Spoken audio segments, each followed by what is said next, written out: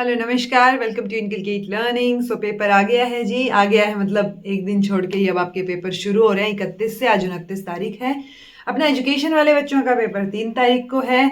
सो अपने admit cards वगैरह download करना, उसके बाद अपने आधार कार्ड प्लेस पे रखना कि भाई कुछ भूल ना जाओ आप लास्ट मिनट जाते हुए।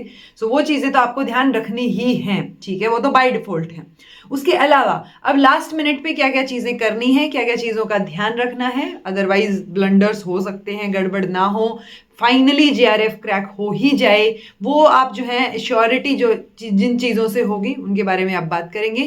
कई बच्चों को तो अभी भी ये हो रखा होगा कि मैम 2-3 दिन पढ़ लेंगे तो हो जाएगा जेआरएफ। ठीक है, क्या 2-3 दिन इनफ हैं? या 3 तारीख को जिनका पेपर है, या मान लो अगले साल में जिनके पेपर जा रहे हैं 2-3 दिन और हैं जिनके में, तो उनको अभी भी ये हो रहा होगा कि 1 हफ्ता है, 5 दिन है, 4 दिन है, क्या हो जाएगा जेआरएफ? तो देखो, होना ना होना बात आउटकम है। अभी आपको आउटकम के बारे में नहीं सोचना है, अभी आपने जो तैयारी की है उसको रिवाइज करना, चीज़ों को लाइन अप करना, उन चीज़ों के बारे में सोचना है, अपनी स्ट्रैटेजी के बारे में सोचना है कि कैसे आपने पेपर अटेम्प्ट करना है।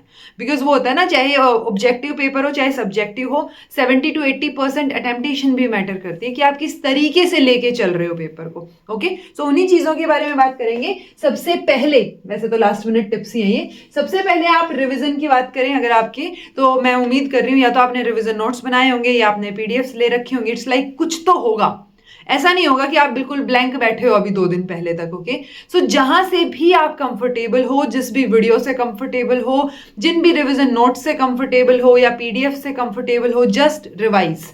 ओके, अभी लास्ट मिनट पे आपको हजारों नई चीजें पढ़ने की जरूरत नहीं है। वो नई सारी की सारी चीजें वैसे भी नहीं आने वाली। So it will be better कि आप जो है फिलहाल जो आपने पढ़ा है उस पर रिविजन पे फोकस करें। उसके अदरवाइज क्या होगा, जो एलिमिनेशन मेथड से क्वेश्चन सोल्व होने वाले हैं वो भी गड़बड़ा जाएंगे। ओके, तो सबसे फर्स्ट एंड फॉरमोस्ट चीज है जो आपने करनी है, that is revision. Revise as much as you can.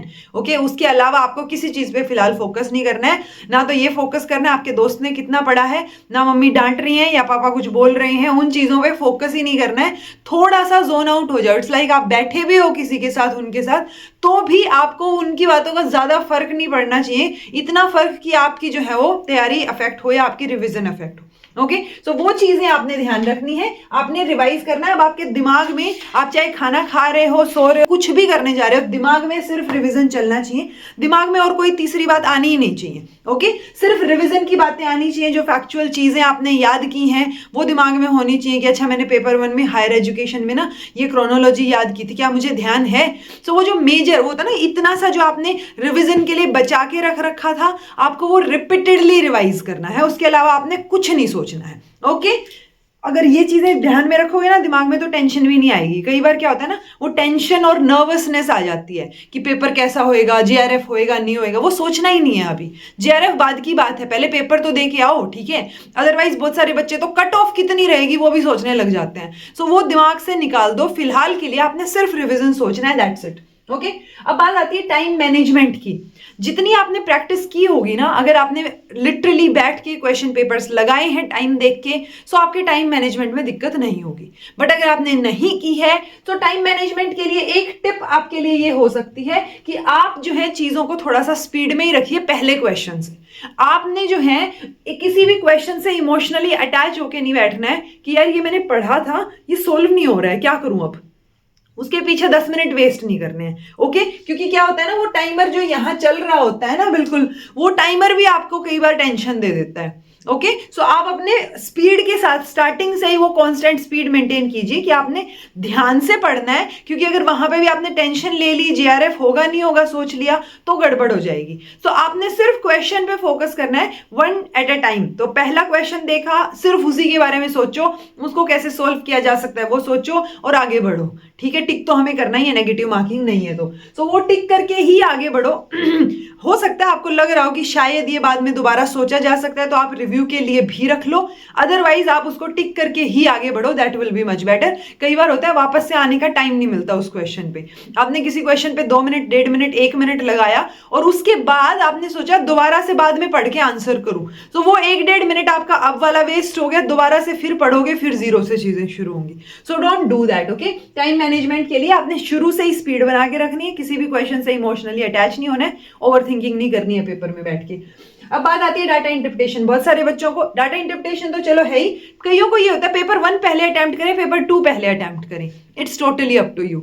बहुत सारे बच्चों को पता होता है, इनफैक्ट सबको पता होना चाहिए कि आप किस में कंफर्टेबल हो। अगर आपकी पेपर 2 स्ट्रेंथ है कि आपको अच्छा लग रहा है कि वो क्वेश्चंस तो मुझे आते ही होंगे और मुझे कॉन्फिडेंस आएगा, मैं आराम से एक बारी में पढ़ के सोल्व कर सकता हूँ, देन गो विद पेपर 2। अगर आपको लग रहा है पेपर 1 के साथ मैं ज्यादा कंफर्टेबल हूं, हो जाएंगे, वैसे भी 50 ही क्वेश्चन है तो पहले इसको कवर अप करते हैं, तो आप उसके साथ भी जा सकते हो। ओके, कईयों को ये होता है कि डाटा इंटरप्रिटेशन कब करें, ठीक है, शुरू में करोगे दिमाग खराब हो सकता है। सो मेरी जो राय रहेगी, पर्सनल राय, इसको लास्ट के लिए बचा के रखो। लास्ट के लिए ये तभी बच पाएगा और ये तभी पूरा हो पाएगा जब आपने ये टाइम मैनेजमेंट वाली चीज फॉलो की होगी कि भाई आप कांस्टेंट स्पीड के साथ आगे बढ़ रहे हो। ओके, अगर आप उस स्पीड आपने अच्छे से मेंटेन कर ली ना, so trust me at least 20 minutes जो हैं वो आपकी डाटा इंटरप्रिटेशन के लिए बचेंगे।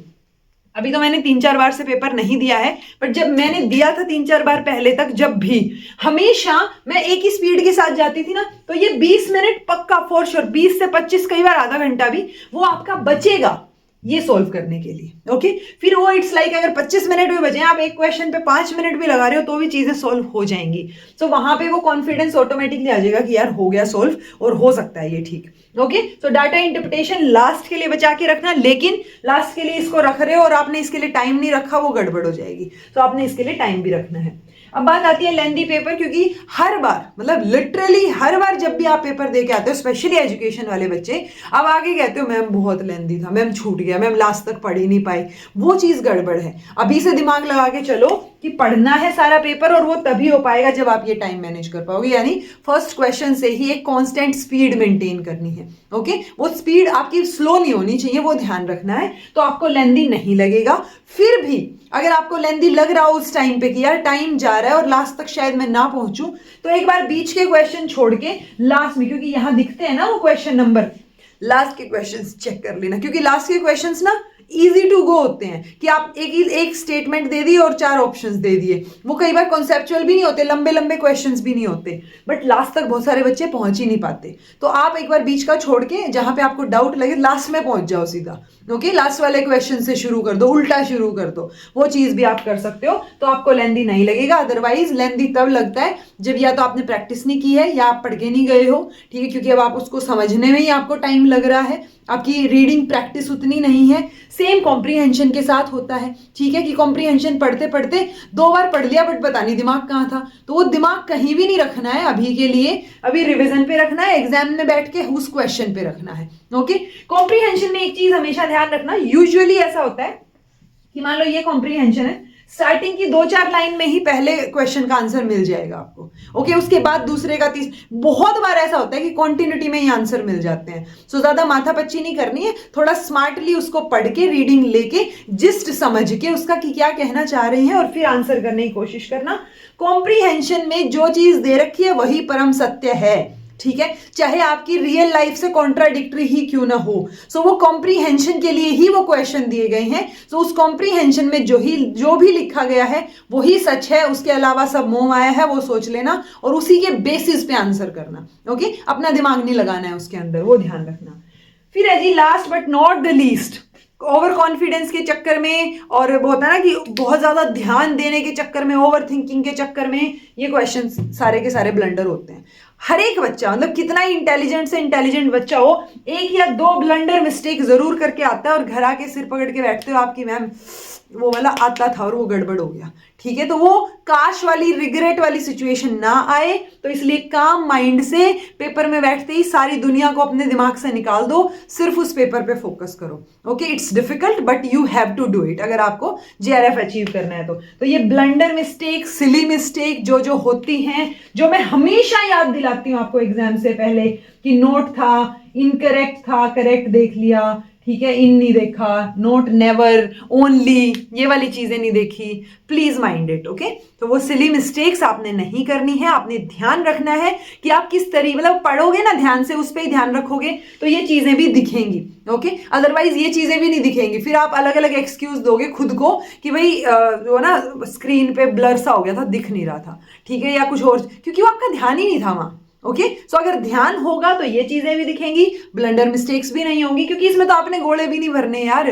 कमाल नहीं है कि आपने बस टिक करना है, दैट्स इट। और वो टिक भी आप चेंज कर सकते हो। आप देखो ना ऑफलाइन में वो जो गोले गोले मार्किंग करके आते हो आप, आधे तो क्वेश्चन कई बार उसके चक्कर में एक दो गड़बड़ हो जाते हैं कि ऊपर वाले में भरना था नीचे वाले में भरा गया। उसमें मैं फिर भी मान सकती हूँ कि भाई ब्लर हो गया या समझ नहीं आया, कुछ भर दिया आपने, बट इसमें तो टिक करना है ना उठा के, वो तो कर सकते हो। और वो टिक भी अगर गलत हो गया तो तभी की तभी चेंज भी हो सकता है, उसमें भी कोई दिक्कत नहीं है। ओके सो ऐसी रैंडम ब्लंडर मिस्टेक्स आप नहीं करके आएंगे अगर आप ये वीडियो सुन रहे हैं तो। ओके सो बी माइंडफुल, बिल्कुल काम रहना है आपने। अभी के लिए सारी नेगेटिविटी को टाटा बाय बाय कर दो, थोड़ा सा जोन आउट कर लो खुद को बाकी लोगों से, क्योंकि वरना आपको टेंशन होगी कि मेरे फ्रेंड ने ये वाली यूनिट भी कवर कर रखी है, फलानी चीज भी कर रखी है, वो भी कर रखी है, मेरा नहीं हुआ है। ओके कोई भी इंसान 10 और 10 यूनिट यानी 2 पेपरों की मिला के 20 की 20 यूनिट पूरी की पूरी एग्जैक्ट कोई नहीं पढ़ के जाता, किसी को नहीं आती, ट्रस्ट मी।